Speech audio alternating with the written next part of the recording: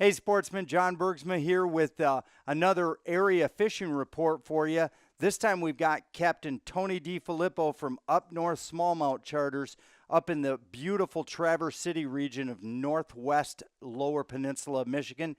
Tony, I know the fishing's been awesome. Just talk to me about what it's been like for the last couple weeks and what's going on there with the smallmouth bass. Well, up in our neck of the woods right now, fishing's phenomenal.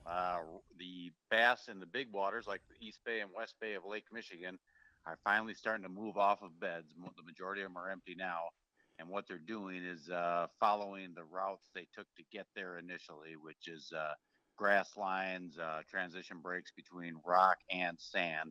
As you know, smallmouths are known for not just wandering haphazard. They follow some kind of route, whether it be a depth change or a grass edge or anything. They want to be on the edge of something. But Sure. right now they're eating tubes like crazy, eating other soft plastics. If the wind picks up like crazy, baits like jerk baits and rattle traps are working.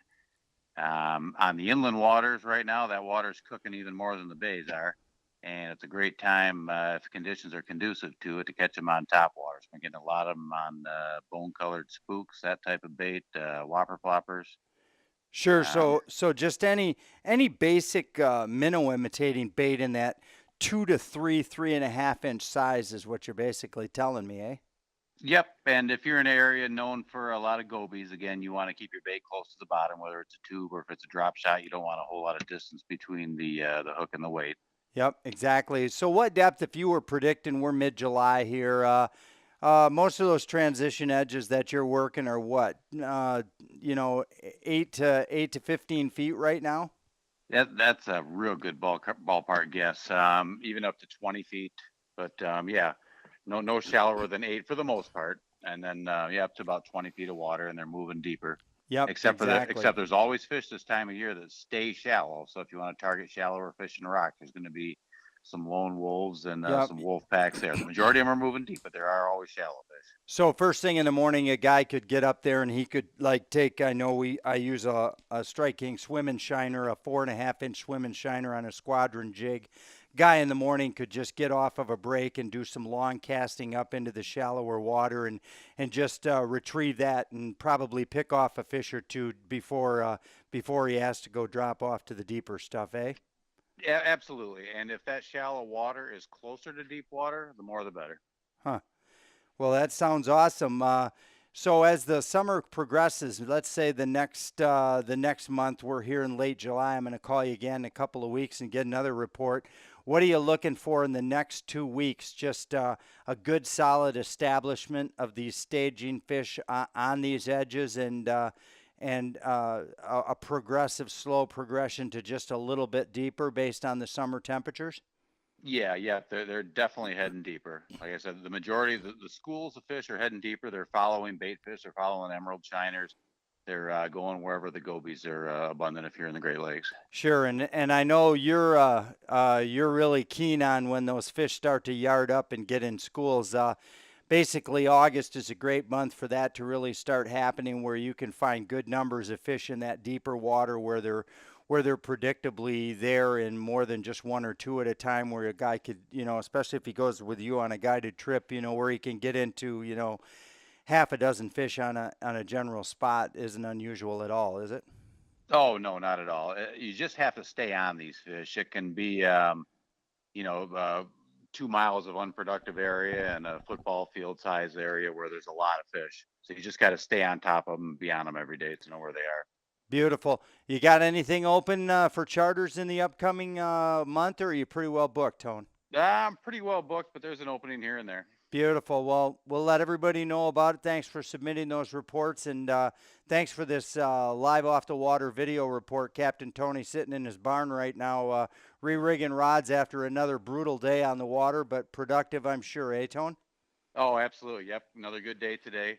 And hey, caught a few of your shows lately. Nice job on the water. Great Hey, camera work and great show you got there, John. hey, thanks so much, Tony, and we'll talk to you again in a couple of weeks. Thank you very much. All right. Take care. You bet. So just to recap what Tony was talking about, and I'm going to tie up a couple of rigs for you. I'm going to show you what I like to use when we're fishing for these fish.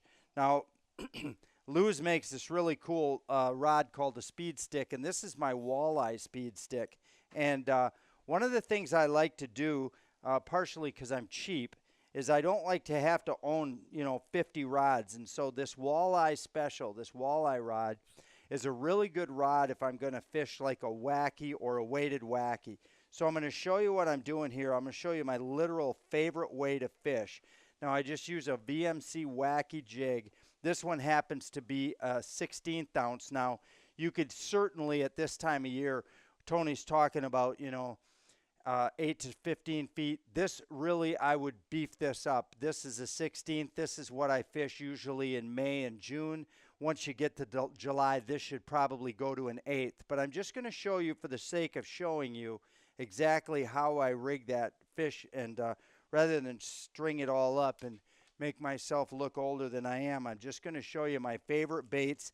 I like to fish this weighted wacky style with a 0 or an ocho or a shimmy stick. Those are my 3 favorite go-to soft plastics.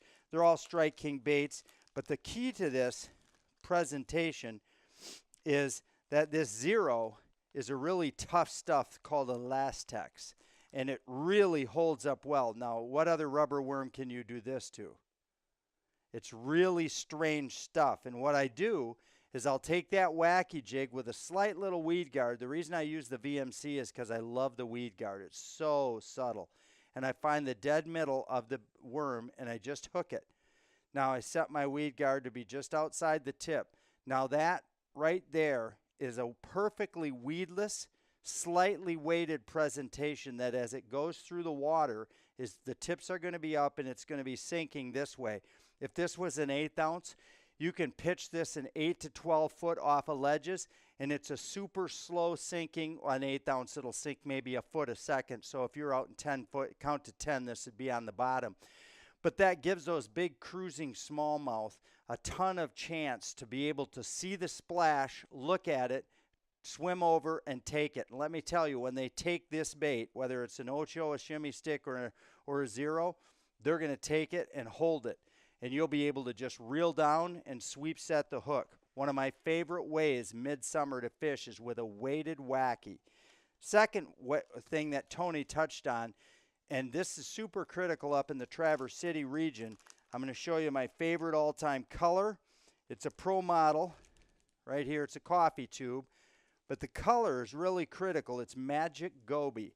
Now, it's got purple. It's got a little bit of gray smoke in it, and I'm going to just show you how I rig this. Now, I'm a tube jig fan where you just take that tube jig, and the best way to do these tube jigs, of course, is to insert that head all the way in early, and then you just bust that eye right through it.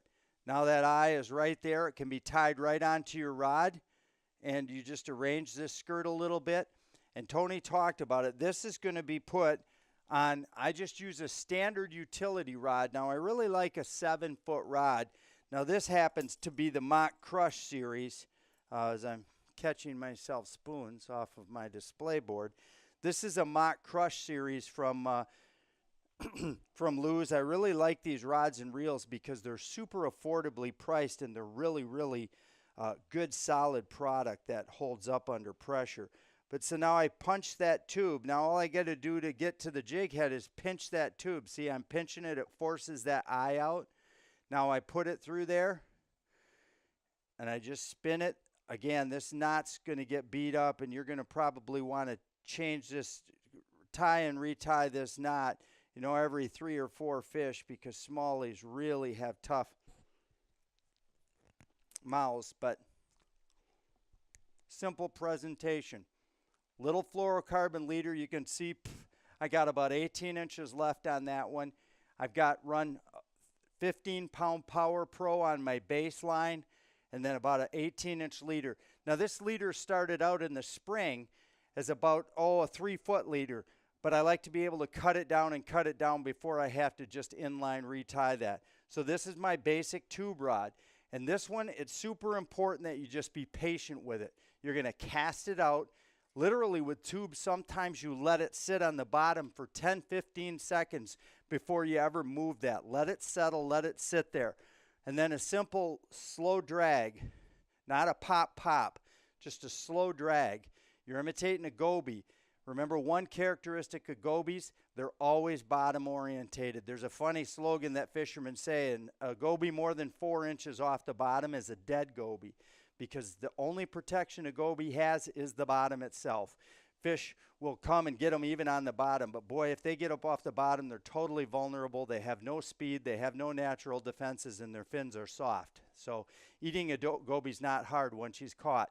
So drag tubes around in that Great Lakes region. You heard Tony, the fish are biting. Now is the time. First ledges, weed edges, and rock ridges. That's where it's happening. Hey, thanks to Tony from up in the Traverse City region for this great fishing report. And that's your Northwest Michigan fishing report. Thanks again for joining us.